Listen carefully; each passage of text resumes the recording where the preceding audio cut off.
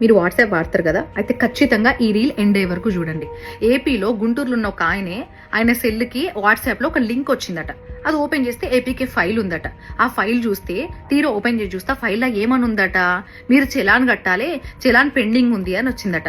ఆ చూడుతోట ఆయన జరంతసేపు ఆలోచన పడ్డాడట. ఎక్కడెక్కడ బండి ఆపినా, ఎక్కడెక్కడ హెల్మెట్ పెట్టుకోలేదు, అయ్యో ఎక్కడనో సిగ్నల్ జంప్ చేసినట్టున్నా అని చెప్పి ఆలోచనలో పడ్డాడట. ఇక ఆలోచనలో పడి అట్లనే ఓపెన్ చేసిండట. అది ఓపెన్ చేసుడుతోటే ఫ్రాక్షన్ ఆఫ్ సెకండ్స్ లా ఒకసారి 61,000, ఒకసారి 22,000, ఒకసారి 29,000, ఇట్లా అంతా ఇంత ఇంత మొత్తం కలిపి ఇట్లా చూస్తుంటేనే 136,000 అకౌంట్లకి వెళ్ళి ఖాళీ అయిపోయినాయట. అంతేకాదు, ఆ లింక్ ఓపెన్ చేసుడుతో ఒక యాప్ డౌన్లోడ్ చేసుకోమని వచ్చిందట. ఆయన ఇక అదే ఏమరు పాటుకుండి యాప్ కూడా డౌన్లోడ్ చేసుకున్నాడట.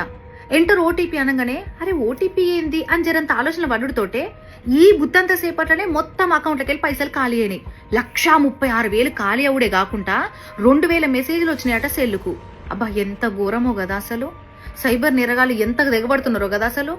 మన ప్రమేయంతో మనల్ని ఎంటర్ చేయమని మన ఫోన్ కి మెసేజ్ పంపించి కూసున్న కానీ లక్షలు కొట్టేస్తున్నారు. ఇక్కడ మోసపోతున్నది ఎవరు? మనమే కదా. సో ఇకపై మీ ఫోన్ కి మీకు ఇన్బాక్స్ కే గానీ, వాట్సాప్ కే గానీ, ఎక్కడ ఏ యాప్ లో అయినా సరే మీకు లింక్స్ వస్తే ఓపెన్ చేయొద్దు, ఓటీపీస్ కూడా ఎంటర్ చేయొద్దు. తెలియనోళ్ళు ఓటీపీ అడిగితే అసలే చెప్పొద్దు. మేము బ్యాంకు నుంచి ఫోన్ చేస్తున్నాం, మేము ఆ నుంచి చేస్తున్నాం, ఈ నుంచి చేస్తున్నాం అంటే కూడా అస్సలు ఓపెన్ చేయొద్దు. ఓపెన్ చేస్తే మోసపోయేది మనమే. సో ఇకపై అయినా మీరు కేర్ఫుల్ గా ఉండండి. ఇట్లా డబ్బులు ఎవ్వరు పోగొట్టుకోవద్దని కోరుకుంటున్నా. అంతేకాదు, ఈ రీల్ ని వీలైనంత మందికి షేర్ చేస్తే వాళ్ళని కూడా సేవ్ చేసిన వాళ్ళు అవుతారు.